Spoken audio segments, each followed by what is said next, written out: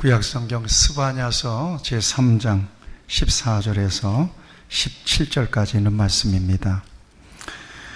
구약성경 1309면에 있습니다. 스바냐 3장 14절에서 17절까지 있는 말씀, 이 기록된 계시의 말씀을 제가 봉독하겠습니다. 시온에 따라 노래할지어다. 이스라엘아 기쁘게 부를지어다. 예루살렘 따라 전심으로 기뻐하며 즐거워할지어다.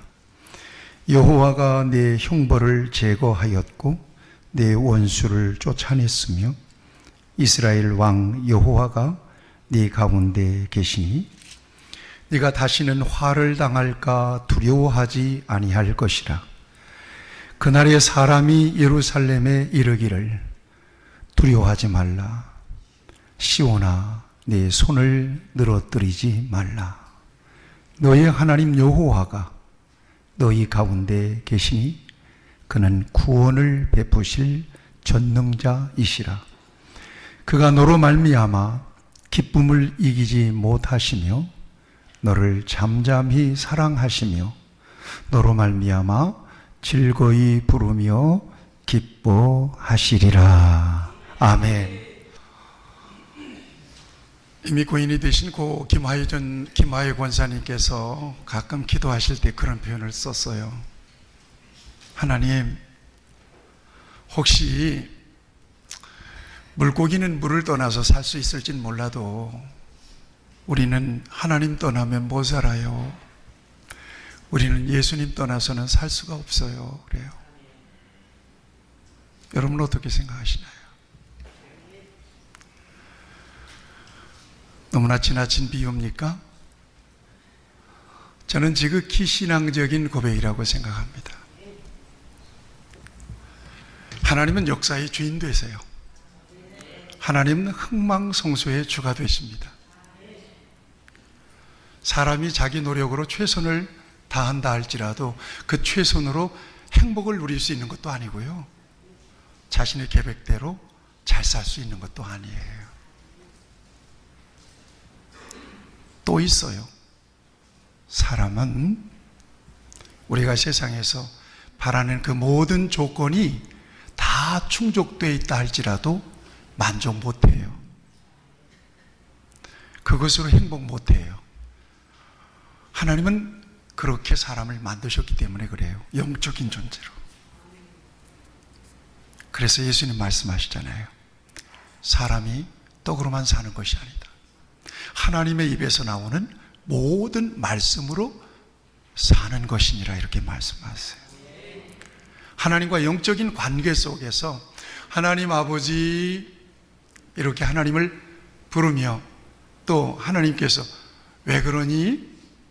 이렇게 우리에게 대답해 주시는 그 음성, 영적인 소통과 영적인 관계, 온전한 영적인 관계가 회복된 상태에서 우리는 진정 행복을 누릴 수 있는 거예요. 그 다음에 우리가 익히 다 고백하는 것처럼 하나님이 도와주셔야 돼요. 성경 잠언 16장에 말씀하세요. 사람이 마음으로 자기 길을 계획할지라도 그 걸음을 인도하시는 분은 하나님이시라고 하셨어요. 아니, 열심히 살았는데 왜 내 인생은 이렇게 자꾸 꼬이나? 뭔가 처음부터 하나님과의 관계가 분명히 회복된 상태에서 다시 시작해야 될 필요가 있어요. 우연히 꼬이는 게 아니에요. 마음의 경영은 사람에게 있어도 말의 응답은 여호와께로서 나느니라, 이렇게 말씀하세요. 그러니까 중요한 것은 이 땅에서 복을 누리고 행복하게, 그야말로 평안하게 안식을 누리며 살 수 있는 것은 우리가 바라는 대로 돈이 많아서도 아니고 권세가 높아서도 아니에요.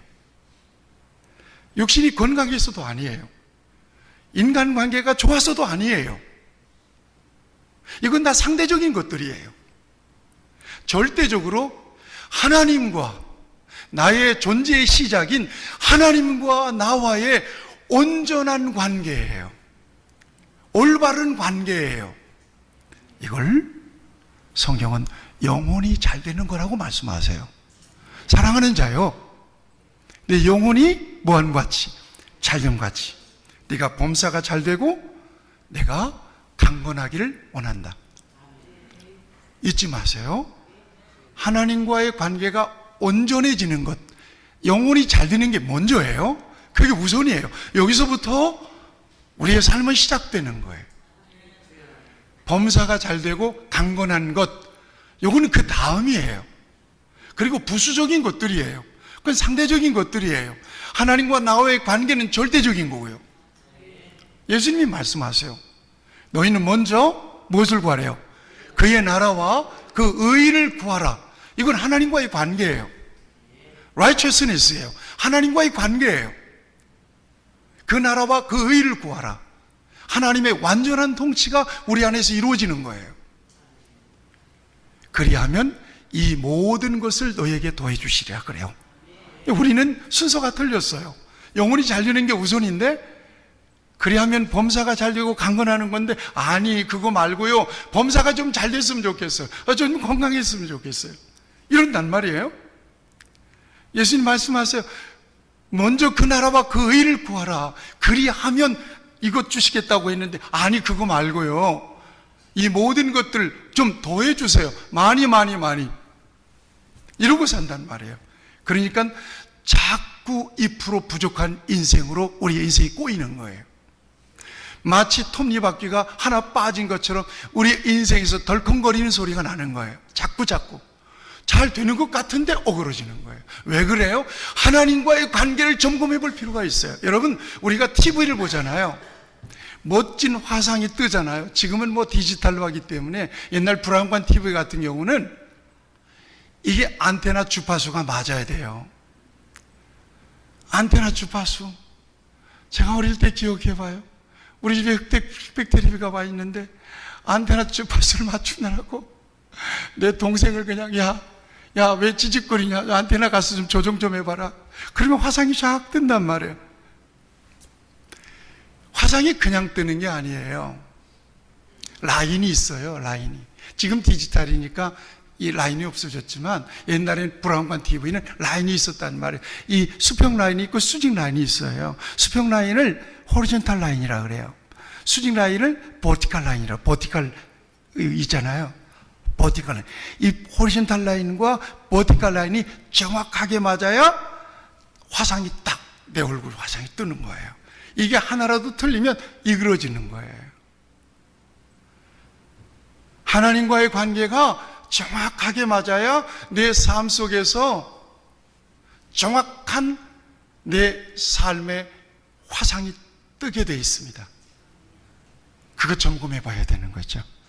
같이 고백할까요? 하나님은 내 인생의 주인이십니다. 그래요. 여러분 아무리 생각해 보세요. 내가 계획적으로 여기 왔나요? 전혀. 내가 태어나고 싶어서 태어난 것도 아니에요. 내가 우리 어머님 아버님 훌륭하게 믿음을 저에게 유산으로 물려주셨지만, 내가 그 아버님을 선택적으로 태어난 것도 아니에요. 나는 그러면 이쯤 돼서 나는 경기도 안산에서 살아야지 계획해서 온 것도 아니에요.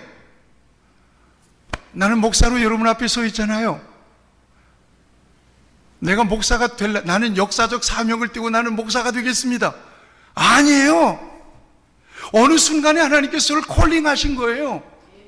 그리고 불러서 여러분 앞에 있는 거예요, 지금.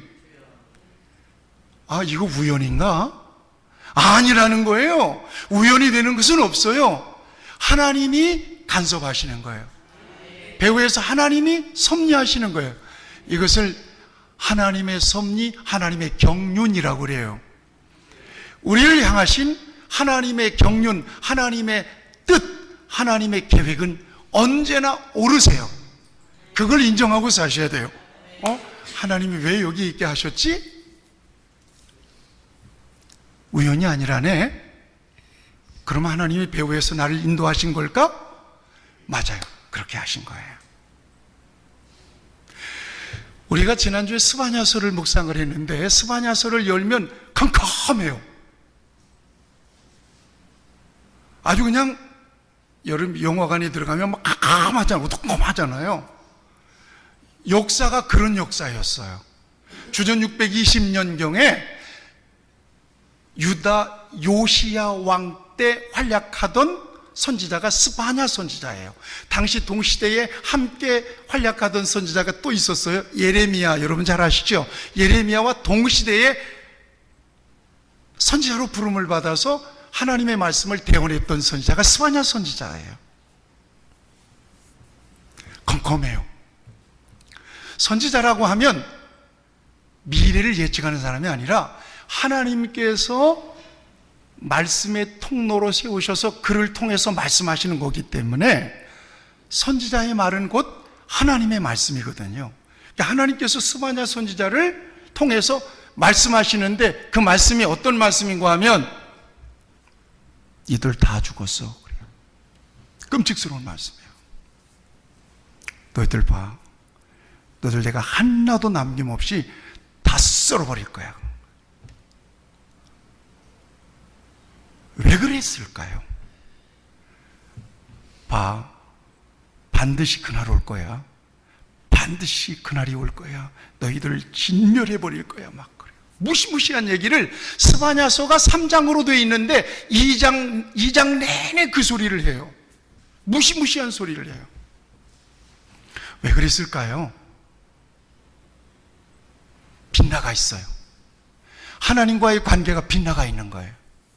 그러니까 하나님께서 하나님과의 관계가 빗나가서 하나님을 섬기지도 못하고 하나님 대신 우상을 섬기네요. 바알 섬기네요. 여러분, 바알 제사장 몰렉 신들 있잖아요. 암몬 신들이 섬겼던, 이방 신들이 섬겼던 몰렉 신들이 버젓이 하나님의 백성들 사이에서 하나님 대신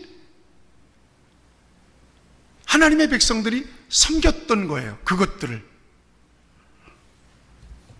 같이 고백합시다. 하나님은 인격적으로 살아계시고 보시고 아시고 판단하십니다.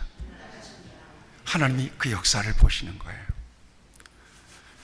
마음속에 안타까움과 하나님의 분노가 생기는 거예요. 그래서 하나님께서 선지자를 통해서 그 시대를 얘기하고 있는 거예요. 여러분, 끔찍스럽지만 좀 들어보세요.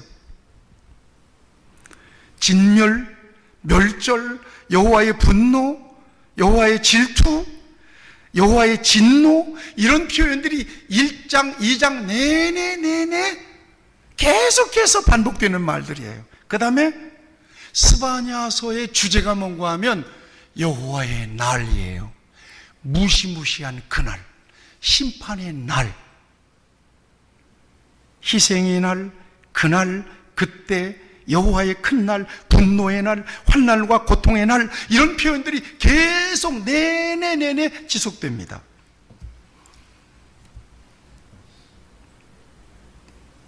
여러분, 성경에 보면요, 하나님은 질투하시는 하나님이라고 여러분 들어보셨죠? 하나님은 질투하신대요. 여러분, 질투는 누구에게 느끼나요? 나와 전혀 관계없는 사람한테 질투 느끼시나요? 아니죠. 가깝거나 아니면 정말 소중한 관계 속에서 있는 그에게 질투를 느끼죠. 연인관계.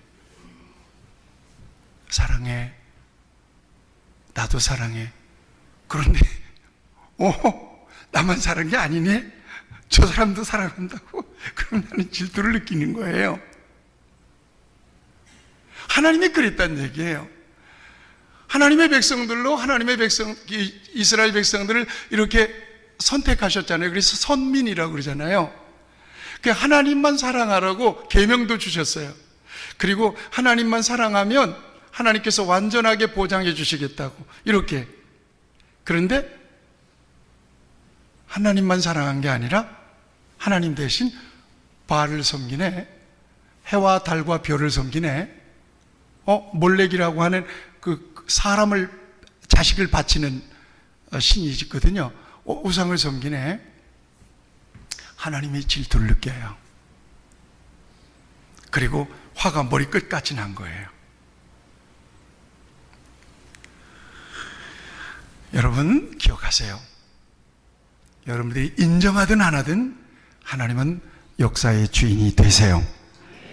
성경은 그래서 분명히 사람이 흥하느냐 망하느냐, 번성하느냐 쇠락하느냐, 그 기준이 우리의 능력 여하에 달려있는 게 아니라고 얘기해요. 하나님의 마음에 맞아야 돼요. 하나님의 지원을 받아야 돼요.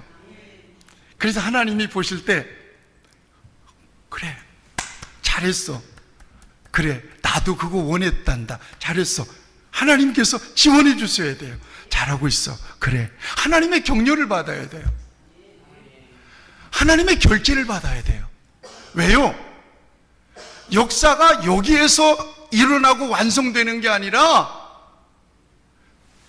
저기에서 일어나고 완성되는 거기 때문에 그래요. 성경은 분명히 말씀하세요. 하나님이 열면 닫을 자가 없고 하나님이 닫으면 열 자가 없다 그랬거든요. 이거 인정하시기 바랍니다. 우리 성도님들 인정하시기를 축복합니다. 여러분, 출애굽기 20장이에요.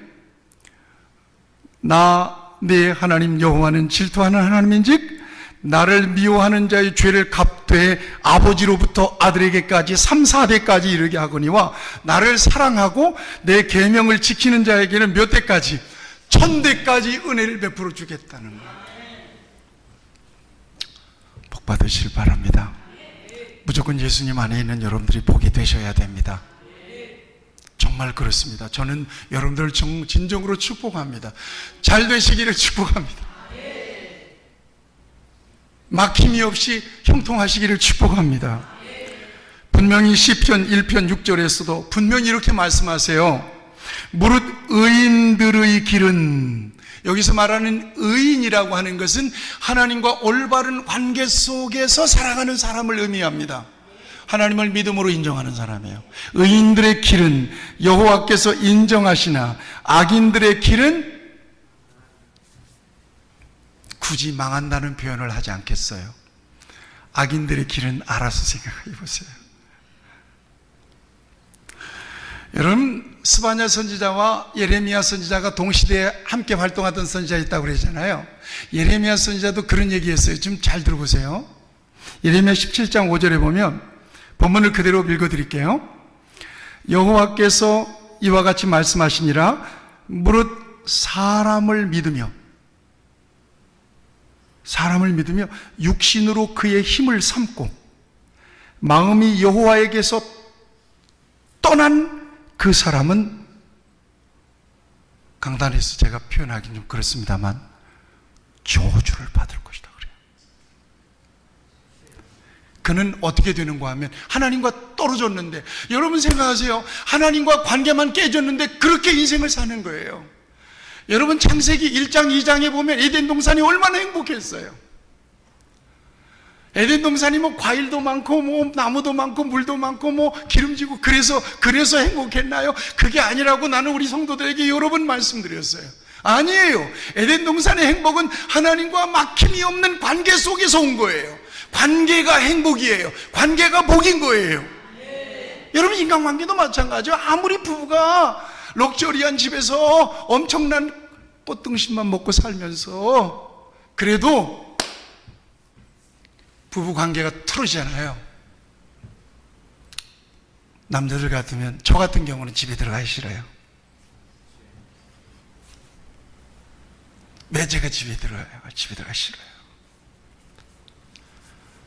그런데 된장국, 청국장 하나 끓여놓고 그러고 밥을 먹어도요, 아내와 나는 사랑해요. 그래서 들어가면 다녀오셨어요? 그러면 다 나왔어요. 행복해요.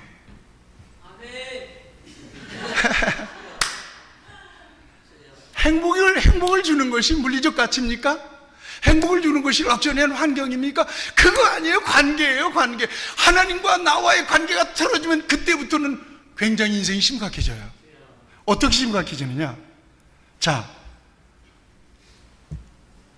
그는 관계가 틀어진 사람이에요. 그는 사막의 떨기나무 같아서 좋은 일 오는 것을 보지 못하고 광야 간조한 곳 건건한 땅 사람이 살지 않는 땅에 살리라, 이렇게 되어 있단 말이에요. 예레미야와 동시대 그 스바냐 선지자 활동했던 예레미야 선지자가 이렇게 얘기한 거예요. 하나님과 관계가 틀어지면 그는 마치 풀 한 폭이 나지 않은 사막에 사는 사람처럼 아주 굉장히 메마르게 살 거라는 거예요. 그러나 반전이 있어요. 지금 잘 들어보세요. 반전이 있어요. 그러나 무릇 여호와를 의지하고 여호와를 경외하는 그 사람은 복을 받을 것이라. 그는 물가에 심어진 나무가 그 뿌리를 강변에 뻗치고 더위가 올지라도 두려워하지 아니하고 그 잎이 청청하며 가무는 해에도 걱정이 없고 결실이 그치지 아니함 같으리라 그래요. 반전이에요. 하나님, 나는 하나님을 기쁘시게 하는 것이 내 인생의 사명입니다. 먹든지 마시든지 무엇을 하든지 하나님의 영광을 위해서 저는 살고 싶습니다. 내가 회사에서 열심히 일해서 돈을 버는 이유는 내 잘 먹고 잘 살고 좋은 집을 짓고 후손에게 물려주기 위함이 아니라 하나님 나라를 위해서 그렇게 많은 돈도 벌고 싶습니다. 나의 건강이요, 하나님 건강 주셨을 때 열심히 예배하고 열심히 주를 위해서 봉사하고 열심히 헌신하기를 원합니다. 하나님 그 중심과 그 고백을 너무나 기쁘게 받으시는 거예요. 그래서 하나님이 표정이 한번 하셔서 하나님이 다윗을 만났을 때 아유 저놈 봐라, 저 내 마음에 쏙 드네, 그렇게 바라보실 거예요. 여러분, 제가 지난주에 필리핀 선교지에 갔다 왔는데 제가 받은 은혜가 참 많아요. 얼마나 낙후됐는지. 우리나라 70년대 초반 정도 될까요? 그냥 사는 거예요. 전혀 살아갈 수 있는 생활의 어떤 인프라가 전혀 구축이 안 됐어요. 거기 미셸이라고 하는 28살짜리 아가씨가 있었어요. 그 아이는 어릴 때부터 교회를 나갔어요. 예수님을 만났어요. 꿈이 생겼어요. 꿈이 생기니까 대학교에 지나가고 싶어요. 그런데 돈이 없어요. 부모들이 애를 8씩이나 낳는데 부모들이 돈이 없는 거예요. 그래서 예배당에 엎드려서 이 아가씨가 고등학교 때 간절히 기도하는데 우리나라에 있는 목사님들 몇이서 그 교회를 방문했어요. 그래서 그 아이의 얘기를 들었어요. 그리고 그 애가 사는 집을 방문했어요. 세상에, 저는 사진으로만 봤어요. 여러분, 조금 과장하면 외양간보다 더 떨어졌어요. 질이. 대나무로 얼기설기 엮는 곳에서 8명이 살았어요. 그 큰딸이에요. 목사님들이 십시일반으로 우리가 이 아이를 좀 길러봅시다. 그래서 돈을 모아서 대학을 보냈어요. 그리고 그 가족들을 전부 새로 땅을 사서 벽돌로 이렇게 집을 지어서 교회 바로 밑에다가 집을 지어서 제가 그 가서 봤잖아요. 괜찮아요. 얼마나 목사님들 앞에 친절하고 그리고 교회에서 중요한 일을 감당하고 있는지. 그냥 걔는 아직 공무원 시험을 준비하고 시험을 쳐놨는데 교회 안에서 그냥 살면서 사역을 해요. 하나님께서 완전한 보장을 해주셔요. 그를 통하여 그의 가족들이 지원을 받았어요. 그 동생들이 다 대학을 나왔어요. 그래서 저는 두 가지가 은혜가 되더라고요. 아, 교회가 선물이구나. 하나님의 교회, 하나님의 성전에 머물러서 하나님 앞에 기도만 했는데 하나님께서는 뜻하지 않은 방법으로 그를 희한하게 도와주시는구나. 그뿐만 아니라 그의 가족들까지도 그를 통해서 완전하게 다른 사람들과 비교할 수 없을 만큼 엄청난 복을 누리도록 하게 하시는구나. 그래서 온 가족이, 그 가족만 와도 뭐 교회가 칠 정도니까요. 그냥 찬양 인도하는데 보니까, 예간 인도예요. 찬양 인도하는데 보니까 그냥 여자애가 얼마나, 같이 고백합시다. 믿음이 선물이다. 교회가 선물이다. 여러분, 교회가 선물이에요. 믿음이 선물이에요. 하나님께서 그렇게 축복이라고 하는 엄청난 관을 교회에다가 딱 심어놓고 교회를 통해서 하나님의 복이 흘러오게 하시는 거예요. 흘러들어가게 하시는 거예요. 믿음의 관을 하나님께 딱 심어놓고 하나님께서는 그 믿음의 관을 통해서 하나님의 복을 흘려보내고 계셨던 거예요. 그렇게 차별이 있어요. 누구도 못 따라올 정도로 엄청난 은혜와 복을 받아 누리고 있어요. 성경은 이렇게 말씀하세요.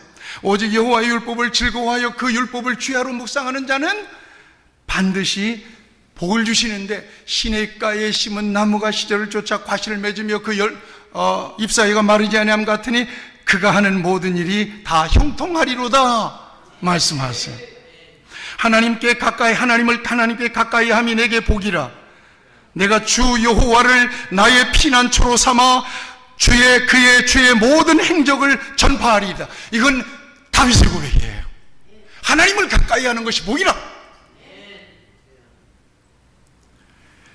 저를 따라서 하세요. 하나님을 가까이 하라. 그리하면 하나님께서 가까이 하시리라. 아멘. 하나님과 절대로 거리 두지 하지 마세요. 하나님과 거리를 두면 하나님도 멀어져. 하나님께서 어디 있는데 하나님 찾는 거야. 하나님 언제나 나와 함께 하심을 믿습니다. 어느 목사님이 그래요. 확신을 가지고. 여러분, 왜 하나님의 자녀로 살면서 그렇게 눌려 사세요? 왜 하나님의 자녀로 살면서 그렇게 두려워하면서 사세요? 세상 걱정 다 짊어지고 사세요? 저도 목사지만 그 목사님이 하신 말씀이 내 가슴에서 확 베꼈어요. 기도하세요. 기도하면 하나님이 다 처리하세요. 그 확신이 확 오는데 바로 그냥 하나님을 부르고 하나님을 찾았어요. 맞아요. 아멘. 하나님께 기도하면 하나님께서 책임져 주시죠.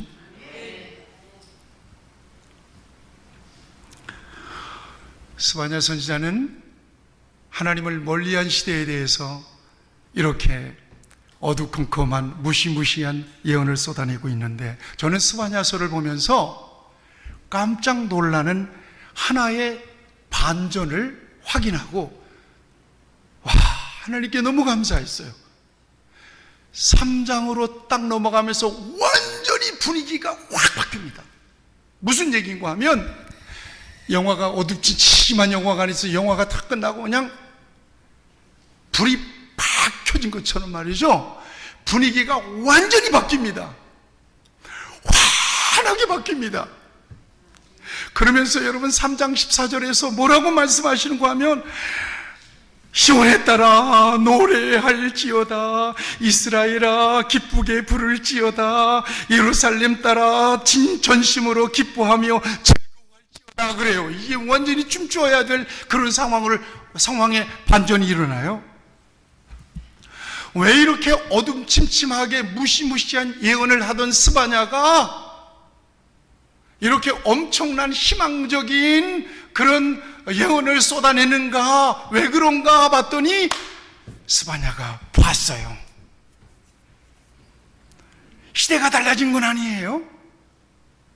그런데 그 어두컴컴한 하나님의 진노 아래 있던 그 죄악된 시대 속에서도 하나님이 남겨놓으신 남은 자들을 본 거예요.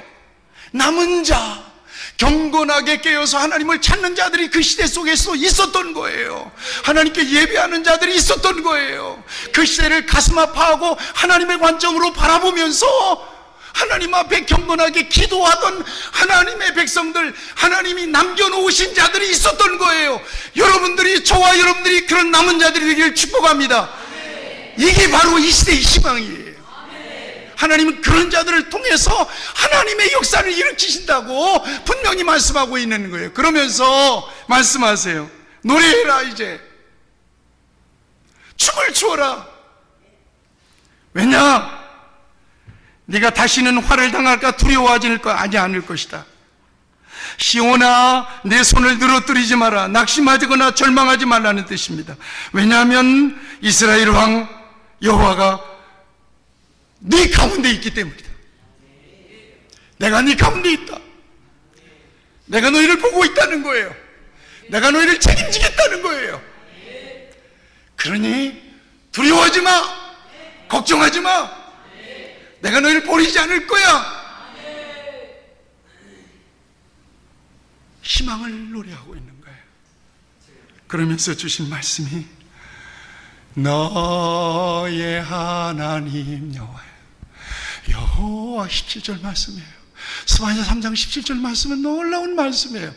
너희 하나님 여호와가 너희 가운데 계시니 그는 구원을 베푸실 전능자시라. 그가 너로 인하여 기쁨을 이기지 못하시며 너로 잠잠히 기뻐하시며 즐거이 부르며 기뻐하시리라. 여러분, 하나님이 이같이 저와 여러분들을 바라보고 계신단 말이에요. 제가 이것을 공동번역으로 읽어드릴게요. 잘 들어보세요. 너를 구원해내신 용사 내 하나님 야훼께서 네 안에 계신다. 너를 보고 기뻐 반색하시리니 사랑도 새삼스러워라. 명절이라도 된 듯 기쁘게 더덩실 춤을 추시리라. 기가 막힌 거 아니에요? 그렇게 죄악으로 말미암아 어두워진 그 시대 속에서 하나님을 춤추게 하던 사람들이 누구예요? 명절이나 된 것처럼 하나님이 덩실덩실 하나님을 춤추게 만들었던 사람들이 누구예요? 경건한 사람들이에요. 여전히 타락한 어두운 세상 속에서도 경건하게 하나님을 찾던 사람들이에요. 예배하는 사람들이에요. 나는 하나님 없으면 죽어요. 물고기는 물을 떠나서 혹 살 수 있을진 몰라도 나는 하나님을 떠나서는 살 수 없어요. 이 고백을 가지고 그 시대를 경건하게 지켜낼 수 있었던 사람들, 그들을 바라보시며 하나님은 스바냐 선지자를 통해서 내가 너희를 기뻐한다. 아무 걱정 마라. 너희를 책임지겠다는 거예요.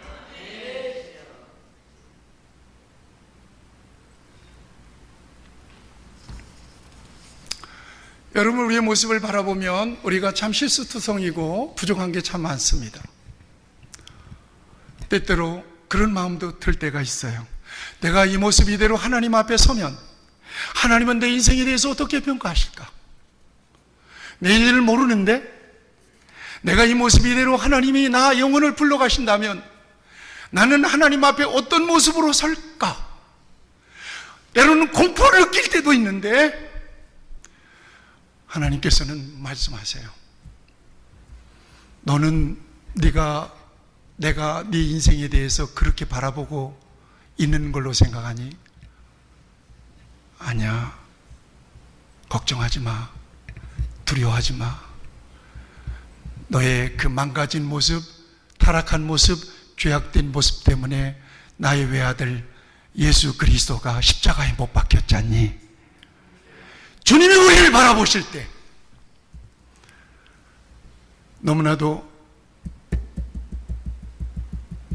사랑이 가득한 모습으로 눈길로 우리를 바라보시는 하나님의 음성이 바로 여기에 있는 거예요. 걱정하지 마. 두려워하지 마. 내가 너희 안에 있어. 너와 함께하고 있어. 손을 늘어뜨리지 말라는 것은 절망하지 말고 낙심하지 말고 게으르지 말라는 말씀이에요. 그러지 마. 너 왜 스스로 그렇게 생각하니? 그러지 마. 나는 너를 이렇게 바라보고 있어. 그가 너로 인하여 기쁨을 이기지 못하며. 여러분 생각해 보세요. 여러분, 우리 애기들 있잖아요. 애들 보면 어떻게 해요? 깐나 애기를 품에 안았다고 생각해서 얼마나 어린 애들을 품에 안고 웃지 못하는 사람은 정말 메마른 사람이에요. 저는 우리 애들을 보면 입술이 거의 끊어질 정도예요. 하도 입술을 무니까, 이렇게 하니까. 기쁨을 이기지 못하여 하시며. 우리를 바라보실 때 그렇게 바라보신다는 거 아니겠습니까? 여러분, 탕자 이야기를 너무 잘 알아요. 탕자 둘째 아들이 아버지 재산 주세요. 나 아주 죽을 날 모르는데 뭐 재산을, 주세요. 그래가지고 아버지한테 다 그냥 더 챙겨가지고 멀리 타국으로 갔다는 거 아니에요. 타국으로 가지고 돈 펑펑 쓰면서 거기서 허랑방탕했대요. 돈 다 떨어지니까 거지가 되죠. 배고프니까 어쩔 수 없어요. 돼지 치는 집 가가지고는 나 일할 테니까 먹을 것 좀 주세요. 그래, 알았어. 열심히 일해. 먹을 것 주는데 그 주인이 주는 먹을 것만으로도 안 돼도 배가 고파가지고, 배가 고프면 어떻게 해요? 그러니까 돼지들이 뭘 맛있게 먹고 있는 거예요. 쫌 열매, 돼지 먹이, 그걸 주워 먹는 거예요. 그러면서 비참한 상황 속에서 이 탕자가 아버지의 집을 생각하는 거예요. 우리 아버지의 집은 종들도 먹고 사는데 나는 왜 이렇게 여기서 사냐? 그리고는 돌아가야지. 아버지가 혼내면 혼나고 때리면 맞자. 그리고는 거렁뱅이 행색을 하고 아버지의 집을 찾아가는 거예요. 그런데 아버지는 작은 아들이 집에서 나온 그 순간부터 이 아들 걱정에 밤마다 문을 열어놓고 아들을 기다리는 겁니다. 저기 행색이 아주 초라한 한 사람이 또덕또덕 걸어오는데 보니까 틀림없는 내 아들이야. 아버지가 먼저 튀어나가서 아들을 끌어안잖아요. 그렇죠. 그리고 그 두더기 옷을 다 벗깁니다. 아버지, 나 이제 아들이라고 하지 마세요. 나 종처럼 좀. 아니다. 너는 내 아들이다. 그리고는 누더기 옷을 다 벗겨요. 새 옷을 입히죠. 손에 가락지를 껴줘요. 그리고 신발도 안 신고 온 거예요. 이 아들이, 너무나 안타까운 아들이 신발을 신겨요. 당시에 노예들은 신발 안 신겼어요. 노예처럼 살았던 거예요. 신발 신겨요. 그것도 모자라 동네 사람들 다 불러서 양을 잡고 소를 잡고 잔치를 벌이잖아. 그러면서 하는 말이 뭐예요? 동네 사람들 와서 드세요. 내 아들 죽었다 살아났습니다.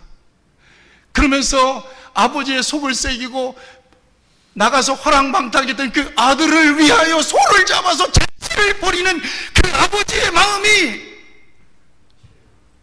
거칠고 험한 세상 속에서 마치 탕자의 자존감을 가지고 살아가는 우리를 바라보시는 우리 하나님의 마음이라고 하는 사실을 믿으시기를 축복합니다. 하나님 결코 우리를 버리지 않으십니다. 기다리십니다. 아버지의 집에 왔을 때 아버지는 안아주시는 거예요. 사랑하는 여러분,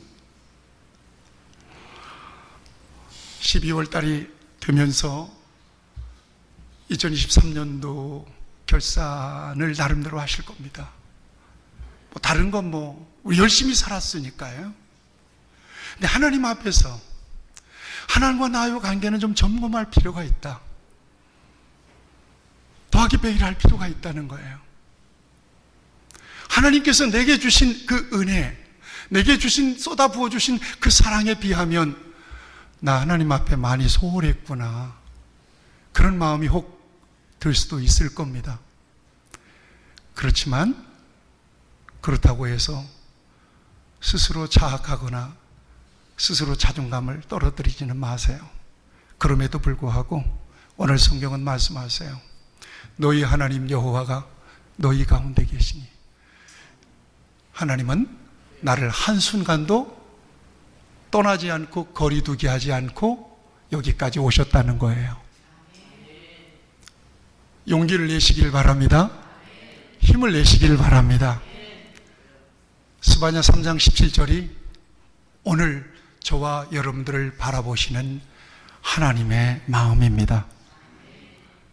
우리를 바라보시면서 발그레하게 웃으시고 미소 지으시는 우리 하나님의 모습으로 인하여 저와 여러분들의 영혼도 밝아지기를 축복합니다. 온전하게 회복되기를 축복합니다.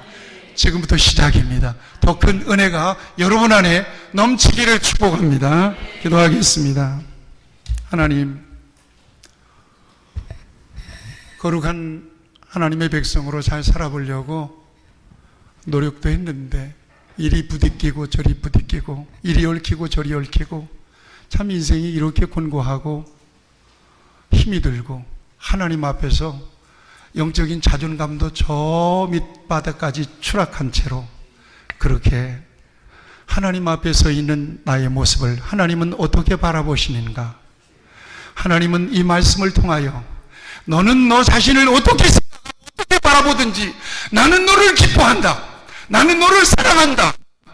나는 너와 함께 있다. 분명히 말씀해 주시니 다시 용기를 얻습니다. 다시 힘을 얻습니다. 다시 한번 새롭게 시작해 보겠습니다. 하나님 힘을 주시고 믿음을 주시옵소서. 더욱더 하나님께 기쁨이 되게 하시고 하나님께서 주시는 복을 누리며 사명을 감당하게 하여 주옵소서. 예수님의 이름으로 기도하옵나이다. 아멘.